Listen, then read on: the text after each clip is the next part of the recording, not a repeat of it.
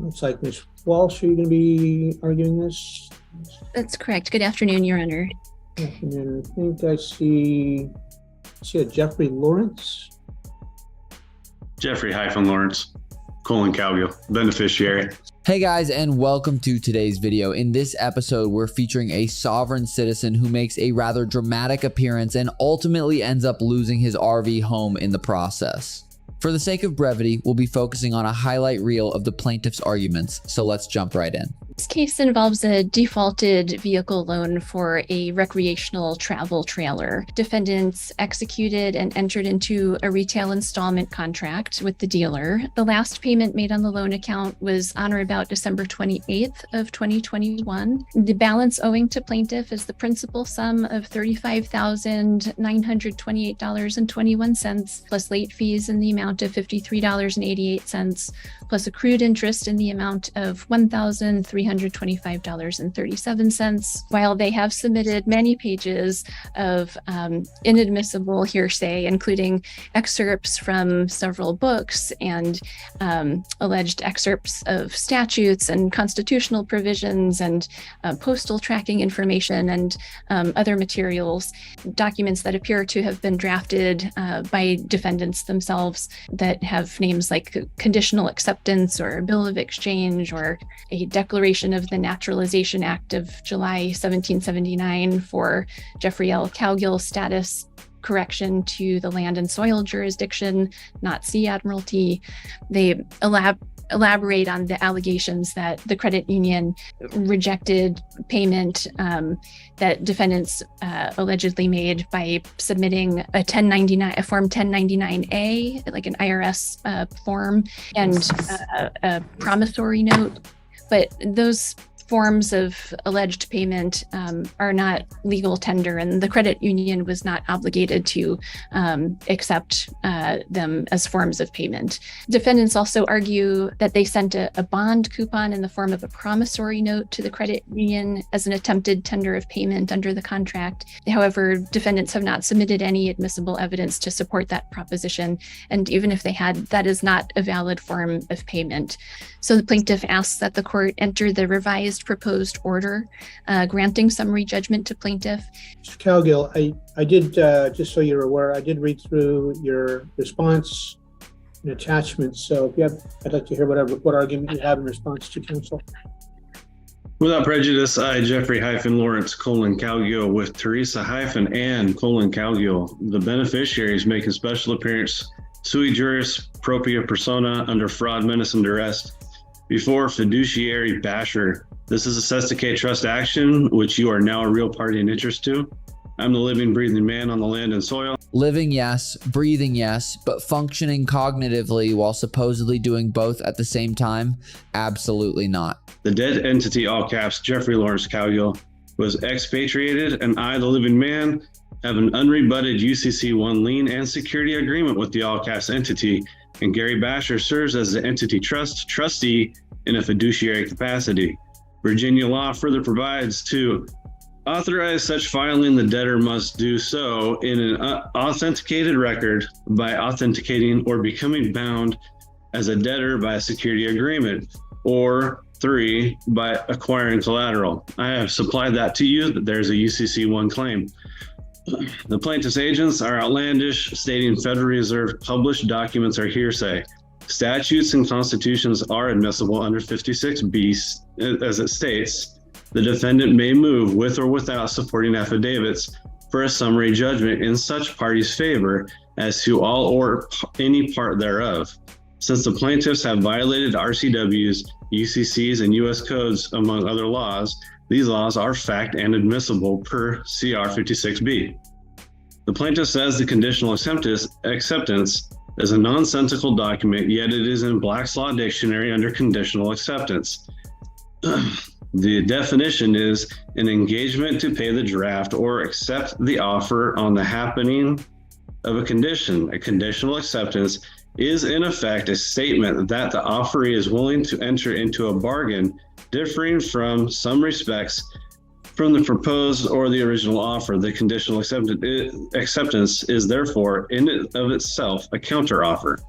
We conditionally accepted the offer of the plaintiff, but the plaintiff ignored us, knowing that the conditional acceptance stated acquiescence would void the original contract. The postal tracking combined with the Esquire Scroggins letter is fact and evidence to the plaintiff receiving the bills of exchange that they did not return. The plaintiff's agent, Esquire Bertolino, admitted they received them as well. What qualifications does any of the plaintiff's agents have to declare what is and is not a bill of exchange? What qualifications do you actually have to determine what is and isn't an acceptable bill of exchange? And before you say anything, being the lead taste tester at your local paint store definitely doesn't count as a valid qualification. Since the plaintiff's agents, the Esquires, lied about the redacting and have submitted evident affidavits that they are not qualified to submit, how can their words be trusted? They are not bankers, nor is Mr. Howard. What is his qualifications to make such declarations? He looks at a piece of paper, the plaintiff's agents hand him, and he takes it as gold. I have people at work that know federal and state policies and procedures, but they're clueless as to what those policies and procedures are for. How can Mr. Howard be trusted acting as an entity's agent? No offense, lawyers lie all the time. Fact, Agent Howard produced a terrible photocopy that has a signature on it for the dealership that is not on our copy. Who signed the contract? Can the plaintiff's agents prove that an authorized representative for the dealership that is delegated by the plaintiff signed that contract? The plaintiff wants to rely solely on the contract, so let's talk about the contract. Who signed it for the dealership? Why hasn't the plaintiff gotten an affidavit from the dealership? Because they don't know who signed it. Washington rule does state that the photocopy can be used in the original's place unless there's genuine question of the original. And that alone poses a major question. Where is the original? Is the signature on the original more legible? Is there any other evidential factors on the original that can give us the answers to that truth? On the UCC, we did tender for payment bills of exchange, who the plaintiff's agents are not qualified to decide with their opinion what is and is not a bill of exchange. And as for where the bills of exchange are, ask the plaintiff. What did they do with them? They did not send them back. What did they do with them if not monetize them for gain? I'm not entirely sure what happened to them. Maybe they were just thrown away, but I strongly doubt anyone managed to monetize them, especially since the last time I checked, there wasn't exactly a thriving market for something as oddly specific as pre-licked windows. Esquire Bertolino states that the instructions on the 1099-A state tangible property is not included, yet the exact wording is no reporting is required, meaning you don't have to, but you can. It does not say no tangible property, so Esquire Bertolino lied. The plaintiff has violated many UCCs, U.S. codes, not just 12 U.S.C. 5511B2, C codes and definitions on everything that the plaintiff has violated, and I have proven the facts. Why didn't the plaintiff return the documents they say are not bills of exchange with an explanation or dishonor? Why wait and have Esquire type up some bunk letter and still not return those bills of exchange? When you're doing something and you find out that there's fraud or some shenanigans going on, you stop. That would explain why we made payments until we found out that there was fraud. Payments in fiat currency were being made until we discovered the truth and the plaintiff's agents violated laws and codes. All they had to do is return the bills of exchange with dishonor and or validate the debt or answer the conditional acceptance. Instead, they ignored us. That's why we're here. You're here because you and the person sitting next to you decided to sign a contract to buy an RV that wasn't rightfully yours. And after making payments for a while, you likely came across a few YouTube videos claiming that sending in some pseudo-legal paperwork filled with nonsensical jargon would magically wipe out your debt and let you keep the RV for free. Instead, you followed bad advice, and now you're dealing with the consequences. No RV, no resolution, and a much harder situation than before. The Federal Reserve publications, like Hearing the Truth from the Horse's Mouth, state exactly how banks operate. How is that not fact? The Federal Reserve dictates what the banks can and cannot do. I'd say their publications are not only admissible, but damning to the plaintiff's complaint. As the plaintiff, they have to prove their complaint, and not only are there holes in their contract theory because of the signature, but it begs the question, why are they dismissing the UCC, which all banks and courts are bound to? And why didn't they rebut the UCC one? And as for the Leach Act, I submitted the copy to the court from the plaintiffs behind a sealed financial record. There's no explanation for these agents or their office to be passing around sensitive information that the agents do not need. So they did violate the act. What is their confidential material protocol? Who has seen the documents and where is it stored? How was it sent to the plaintiff's agents? By mail, fax, email? So how can you tell me it was secured when they didn't take the precaution when they send it to me in regular mail, not certified? The plaintiff never asked if they could share our personal information of that magnitude. This alone sets forth facts to either dismiss or send this complaint to trial, so the plaintiff's agents can be questioned. Put the qualified bankers on stand so we can find the truth. The plaintiff's esquires are not qualified to speak on the plaintiff's behalf. Mr. Howard is not a banker, so neither is he. I sent, and if you use it without prejudice, like I have, a 1099-A can be anything I want. I can write a bill of exchange on a blank piece of paper. It's what they do with it. They didn't send it back with dishonor. They didn't send it back at all. All they said is, well, now we're going to limit how you can and cannot pay. And so they violated the UCC.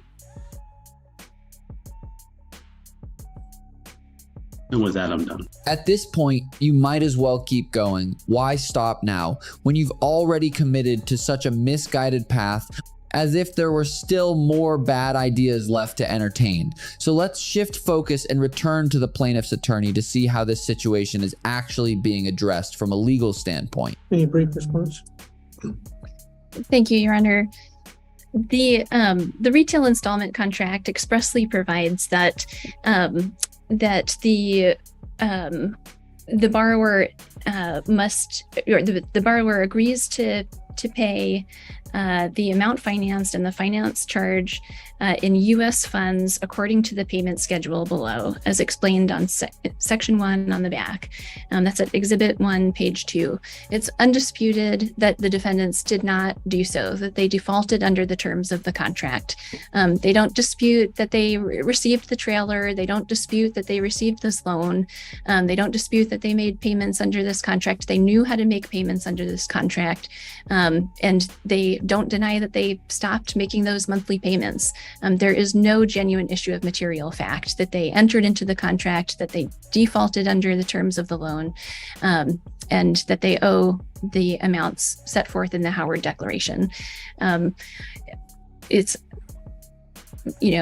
not appropriate for defendants to malign attorneys generally, or my colleague, Ms. Bertolino, in this court, with no evidence, no admissible evidence that would support any of the allegations that defendants have stated here today. There is no demonstration, no allegations, no demonstration of fraud by the credit union or by anyone. There is no, defendants just simply have not created a genuine issue of material fact regarding the credit union's claim for breach of contract or its entitlement to replevin in this case. And that is, those are the plain facts.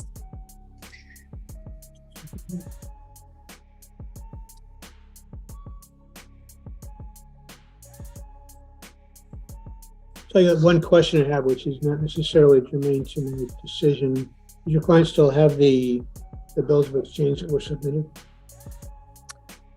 That I don't have an answer for you today. Your Honor, I've asked for them back and they just blatantly ignore me. All right. Well, when I look through this. I mean, there's a lot of interesting theories that are kind of flowing all through this. What it boils down to, from what I gather, and it seems to be undisputed, is you folks went in, you bought a trailer on time, agreeing to make payments of some amount, pay it off. At some point in time, there was an issue arose where you decided to do something different, and then no more payments were made. There were some submissions of bills of exchange as an attempt to make a payment, as well as a 1099 as an attempt to make a payment. I guess my answer to that is those probably would not be something you could walk into Safeway and buy a banana with, because it wouldn't be considered regular money for purposes of buying things in a retail situation. Wait a second. Your Honor, are you seriously telling me I can't just walk into my bank and pay off my mortgage with a poorly written letter stamped in red ink and signed all rights reserved? What on earth has the world come to? They may work in a UCC type thing or something like that. This is simply a consumer contract to buy a trailer and make payments on it, and when they're all done, you get the title. The credit union, it appears without any objection, has a security interest, which is indicated in the title as the legal owner.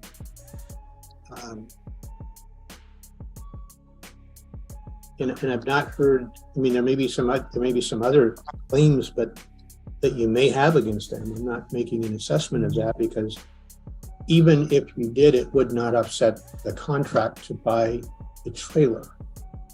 So, I mean, you buy the trailer, you got to make the payments, you make the payments, they get the trailer back. So I am going to grant the motion for summary judgment. In doing so, I want to just give you some guidance, sir. What will ultimately happen is they get the trailer back, and then they sell the trailer to somebody else. And they apply the funds they get from that against the bill that's still owing. So the more money they get out of that trailer, the less money you end up having a judgment for. Does that make sense? So it's in your best interest not to do anything to the trailer. It's probably in your best interest to hook it up and drive it down to the credit union, because that would save some costs. Oh yeah, I don't have a truck to do that, so they can come get it. Oh, okay. I'm just trying to point out it's. And so my copy of the contract not having a signature from the dealership doesn't matter. It really doesn't. And you being the trustee in this case doesn't matter. Well, I'm not a trustee, sir. I'm a judge. You are, because I appointed you one. Wait, are you seriously suggesting that the judge presiding over your case has somehow become the trustee of your estate just because you appointed him? That might sound like a clever or strategic move on the surface, but that's not how the legal system works at all. Judges cannot be unilaterally assigned roles like trustee by a party in a case, and doing so wouldn't create a legitimate conflict of interest. It would simply be disregarded. The authority and responsibilities of a judge are defined by law, not by the actions or declarations of individuals involved in proceedings. So while it's an imaginative idea, it doesn't hold up in actual legal practice. As the beneficiary, because I'm not to do that. Okay, I'm not able to accept that as a Superior Court judge. What about them just putting out our social security numbers without our say so? Like, they could have completely ruined our credit. Someone could have those numbers and be doing damage to us right now. Not any more damage than you two dipshits could do with your social security numbers. Well, if those were passed to the attorneys as part of the collection, then that would be something that would be allowed. If that was sent out beyond that, obviously that's a separate issue. And if in fact that were a claim that were proven, there may be something there. But again, that doesn't affect the contract. Those are all other claims that you may have. And I'm not saying you do or you don't, because I don't know enough about those, even based on all the information that you filed. And I read through all the stuff you filed, because it's what I do when I do my job. So can we have those forms of payment back? Can you order them to return those to us? Well, I think it's appropriate. If there's some value in those should be returned to them. There's a lot of value in them if they still have them. And if they don't have them, then what happens if they don't return them? Well, it seems you'll have to find something else for lunch. because I highly doubt they're going to bother scraping crayon marks off something from the year 1099 before tossing it into that so-called special bin, which, let's be honest, looks exactly like a dumpster and not so subtly resembles your future home. Now then, let's move on to our next hearing. Is it working yet? You're mumbled. Is it working yet? No. Your audio is, not your video. Okay. Yeah, I've been on since 3:30. Yeah, I didn't know my video wasn't working. It doesn't count if you're not there when I call your name. You owe those officers that came by your house a debt of gratitude, or you'd be sitting in jail. Yes, ma'am. You thank them for coming by and making that public service to you. Yes, ma'am. You're working now, ma'am? I'm serious, Mr. Michael. You owe those gentlemen some gratitude. For sure. If they hadn't been willing to go by your house and wake you up, I would have just issued bench warrants. Hey, All right, let's get my on. video is working, isn't it? Let's get on with the order of business here.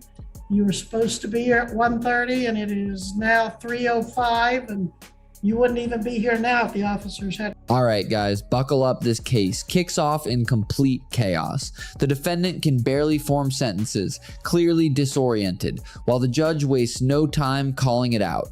What makes this moment gripping is the revelation that officers had to physically go wake him up just to get him into court. That instantly raises the stakes. The judge's tone makes it clear this isn't just lateness. This is already crossing a line into serious consequences. And gone to your house or wherever you are and woke you up. Apparently you're not at home. Yeah, ma'am. Not until this court date, I hope. Apparently they knew where to find you. So again, you're lucky in that respect. All right, we're going on the record now, sir. Are you awake? Yes, ma'am. You sure you understand what's going on, where you are? Yes, Judge. All right. We are on the record in 2023 CR 80 and 2023 CR 96, both captioned State of Kansas versus Jacob William Michael. The state appears by and through County Attorney Jill Gillette. Mr. Michael appears in person and pro se via Zoom.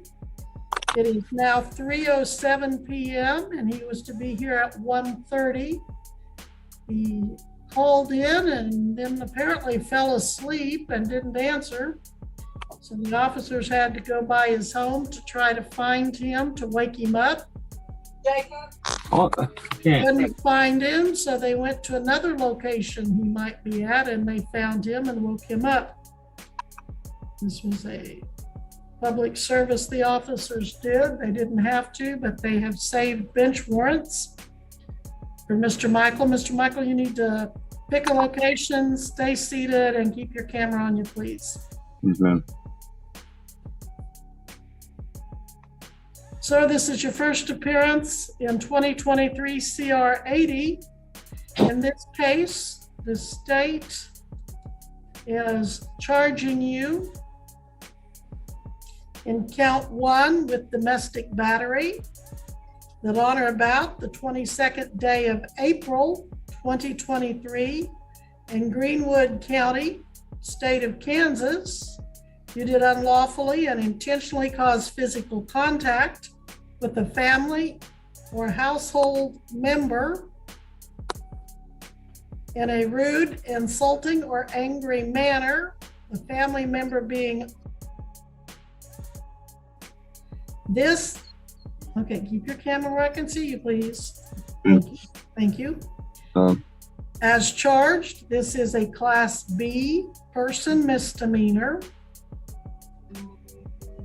There is a mandatory must serve 48 hours in jail up to 6 months. There is a mandatory minimum fine of $200 up to $1,000.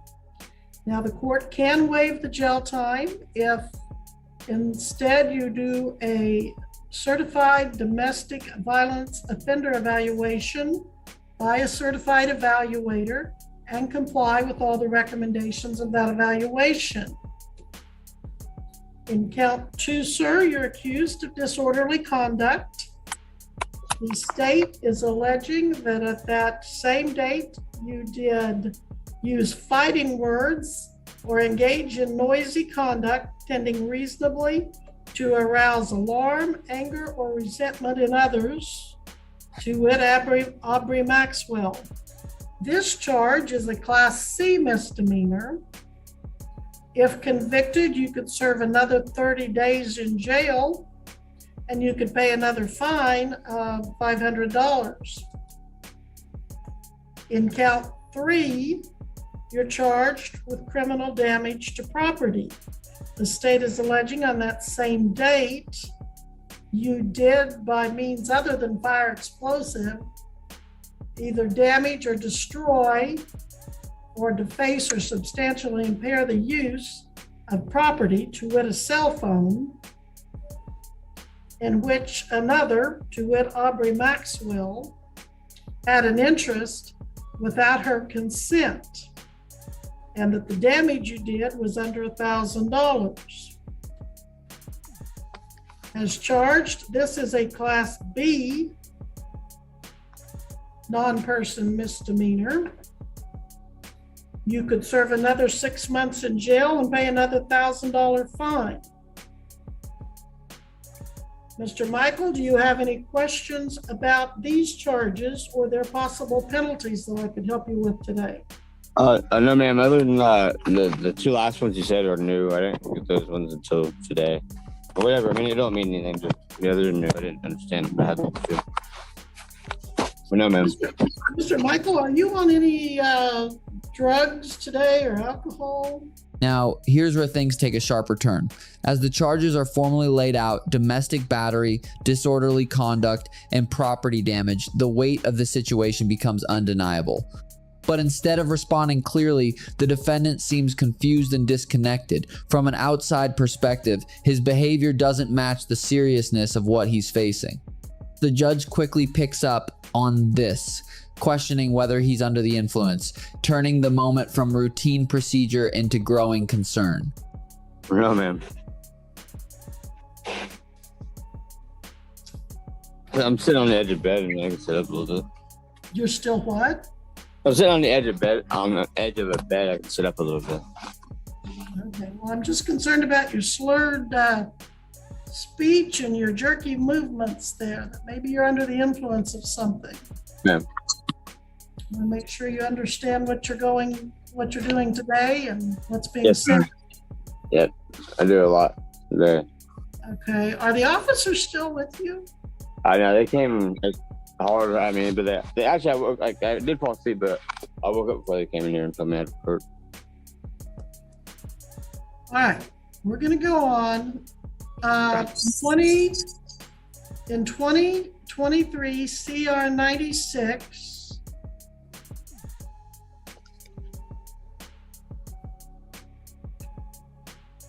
Did you say the officers were still there? No, ma'am, they're not. Okay. In 2023 CR 80, you're charged in that case. That's one we just did.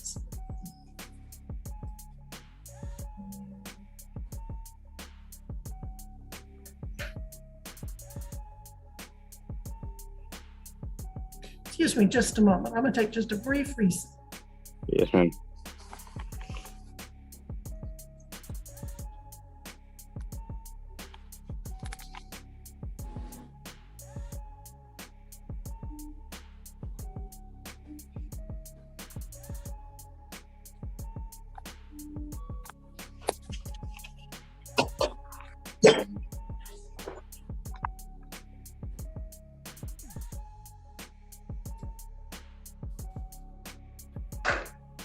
All right, where did he go?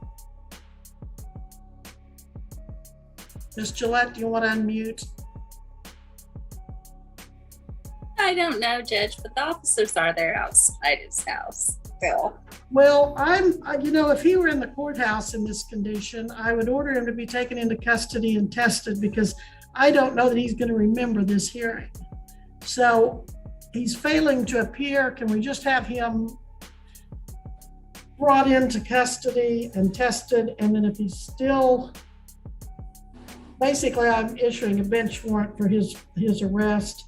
And if they'll bring him in and get him tested, and if he's sober, they can bring him back in front of me at the courthouse. If he's high, we're gonna have to wait until he comes out of it so that he'll know, because he's got to have a meaningful reading of rights and charges. And I just am afraid he's, like I said, not gonna even remember this hearing. So you want a bench warrant with the UA order? We may even need something stronger than that. We can start from you. I'll call the officers and I'll get that done, Judge. Okay. Thank you. Judge, he's on the phone and he's going to try to log back in. Okay, well, I still want him to pick him up. So just you say they're outside his house, just have him wait a minute, Missy, and don't tell him they're going to come in and get him, because I don't want him to bolt on him. He's just not in any condition right now for first appearances. And he was ordered to be here. Okay, I'm sorry. I'm issuing a bench warrant for them to pick him up. Okay. So do you want him to try to get back on or not? No, he needs to be tested. I need to make sure he's sober enough to know what he's doing when we have these hearings. So, Ms. Gillette, at this time, I think we can recess these hearings until further notice. This is where everything unravels. Right in the middle of proceedings, the defendant disappears from the call, confirming the judge's earlier concerns. From a third-party view, this is the breaking point. What started as suspicion now turns into action. The judge decides he's not fit to proceed and orders a bench warrant, emphasizing the need to secure and test him immediately. It's a decisive, no-nonsense move that brings the situation to a dramatic close. If you found this breakdown insightful, make sure to like the video, subscribe to the channel, and we'll see you in the next video.